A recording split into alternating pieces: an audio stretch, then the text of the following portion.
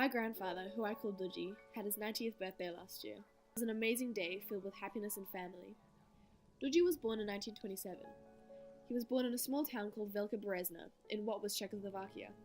It was occupied by the Hungarians in 1939. Duji labels his early life in Czechoslovakia as lucky.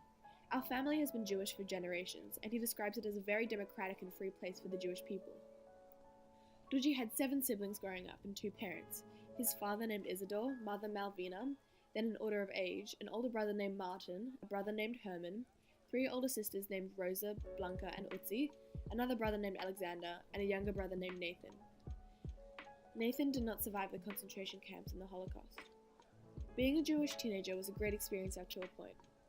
He went to school, had a great bunch of friends, loved his family, and always went on outings with them to the nearby lake. In 1939, when the Hungarians, with encouragement from the Nazis, occupied the section of Czechoslovakia where Duji lived, his teenager years changed from a homely, blissful life to a life filled with fear and anti-Semitism. Towards 1942, the anti-Semitism was so bad in Czechoslovakia that this is where he regards his teenage years ended, at the age of 15. The restrictions put in place for the Jews were described as a gradual lead up to a final crescendo. However, he said he was prepared for it, that he could see it coming. Duji always described it like you prepare for the weather. You can't really properly prepare.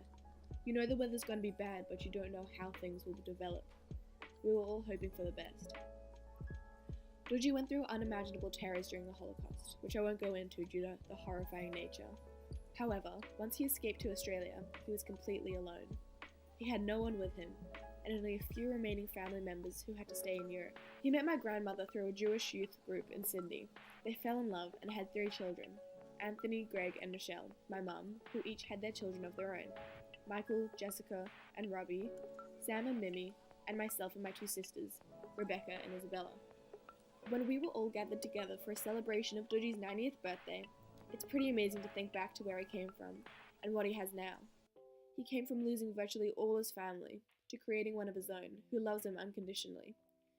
Duji is one of the most incredible people I've ever met, and his story continues to inspire me. It was an honor to share his 90th birthday with him.